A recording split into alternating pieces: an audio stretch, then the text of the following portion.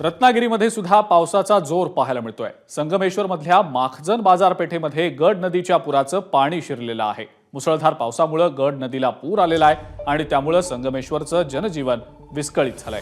आरवली, कोंडिवरे, कोकरे, नायशी, कळंबुशी इथली शेती पाण्याखाली गेलेली आहे, तर कासे, कळंबुशीसह अनेक गावांचा माखजन बाजारपेठेशी संपर्कही तुटलाय। संगमेश्वरला मुसळधार पावसाचा जबर तडाखा बसलेला आहे।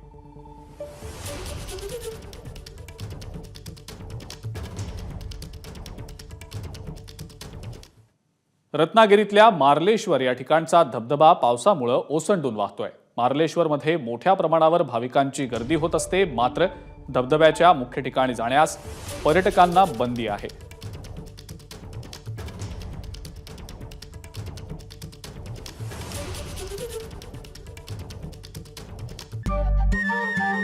नमस्कार। मन शुद्ध तुझं ही वेगळ्याच प्रकारची मालिका तुम्हा सगळ्यांना खूप आवडली होती। याचा दुसरा सीझन कधी येणार अशी विचारणा झाली। प्रतीक्षा संपली आहे मित्रांनो। येतोय मन शुद्ध तुझंचा दुसरा सीझन। होई मन